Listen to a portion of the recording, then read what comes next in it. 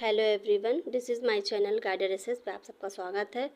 जैसे कि मैं आज कल यूपी बीएड का पेपर होने वाला है, तो उसमें जो टॉपिक हैं, जैसे हम इम्पॉर्टेंट टॉपिक को उठाई हूँ उसी पे डिफरेंसेस करके, क्योंकि उसमें शॉर्ट में क्वेश्चन आपको पूछ लेगा कि रिफ्रेशर क्या है, रिफ्रेशर क्या है। सिर्फ ये आपको शॉर्ट में क्वेश्चन पूछ सकता है। और फिर एक क्वेश्चन पूछेगा कि अभिमुखीकरण यानी कि इसकी ओरिएंटेशन क्या है। या तो फिर आपको शॉर्ट क्वेश्चन में ये अलग अलग करके पूछ लेगा, नहीं तो आपको वेरी शॉर्ट में और लॉन्ग में अगर पूछता है तो उसमें ये पूछेगा कि अभिमुखीकरण और रिफ्रेशर में अंतर स्पष्ट कीजिए, ये क्या है, इनकी मुख्य विशेषताएं क्या दोनों की। तो अगर आप इस वर्ड्स को अगर आप समझे रहेंगे तो आप इसको डिफ़ाइन कर पाएंगे और आपका आंसर उसमें कंप्लीट हो जाएगा। तो हम इस पे चलते हैं। फर्स्ट है कि अभी ओरिएंटेशन जो है वो यह नवनियुक्त शुरुआती सेवा काल के लिए शिक्षक को दी जाती है।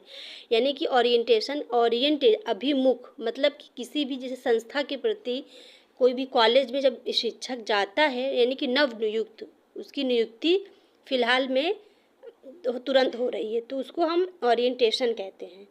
और जबकि रिफ्रेशर मतलब कि रिफ्रेशर ये हुआ कि वो शिक्षक पहले से पढ़ा रहा है, वो अनुभवी है, वो अभी फ़िलहाल सेवारत है, सेवा पूर्व नहीं है, सेवारत है। से अनुभवी और सेवारत शिक्षकों और स्वागत शिक्षकों के लिए हम रिफ्रेशर के अंतर्गत करते हैं। सेकेंड पॉइंट है संस्थागत वातावरण नियमों शिक्षण भूमिका केंद्रित होती है। यानी कि ये जो है ओरिएंटेशन, ये एक संस्थागत के अंतर्गत आती है।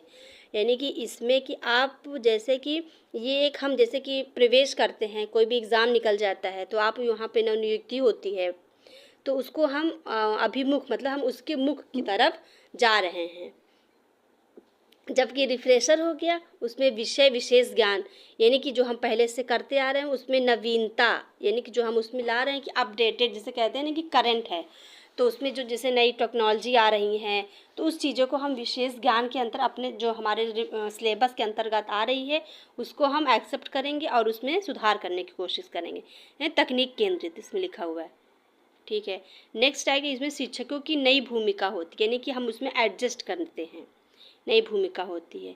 और इसमें जो एक शिक्षक होता है उसमें रिफ्रेशर के अंतर्गत उसमें अप टू डेट यानी कि अपडेटेड रहते हैं, उसमें हमारे जो शिक्षक की कौशल होती है उसमें निखार आता है, कौशल के स्किल उसकी डेवलप होती है और वो कई क्षेत्रों में बच्चों को पढ़ाने में, जैसे नई टेक्नोलॉजी अध्यापक, जैसे कि अध्यापक अभी भी वो बहुत चीज़ें टेक्नोलॉजी के बारे में हम लोग नहीं जानते हैं, नहीं जान रहे होते हैं, लेकिन अब जो ट्रेनिंग हो रही है कि रिफ्रेश, यानी कि अगर आप नहीं जानते तो उसको सीखिए, उसको ट्रेनिंग लीजिए, क्योंकि बच्चों को टेक्नोलॉजी के दौर में हमें टेक्नोलॉजी तो आना ही चाहिए, नॉर्मल तो आना ही चाहिए।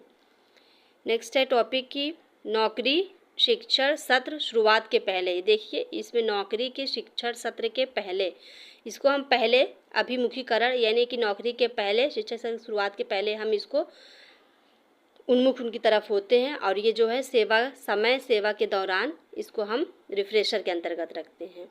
और रिफ्रेशर में ये होता है एक शिक्षक अगर ये अपडेटेड रहता है तो वो एक विषय में माहिर हो जाता है, एक विषय केंद्रित हो जाता है, विषय में माहिर हो जाता है। और जबकि ये बुनियादी अभिमुखीकरण बुनियादी जिम्मेदारी जोड़ना, यानी कि एक बुनियादी यानी कि जो बुनियाद होती है किसी चीज़ की, एक अध्यापक की, जब वो अध्यापक उस शिक्षा में आता है तो वो उस शिक्षा को विकास करने का काम करता है।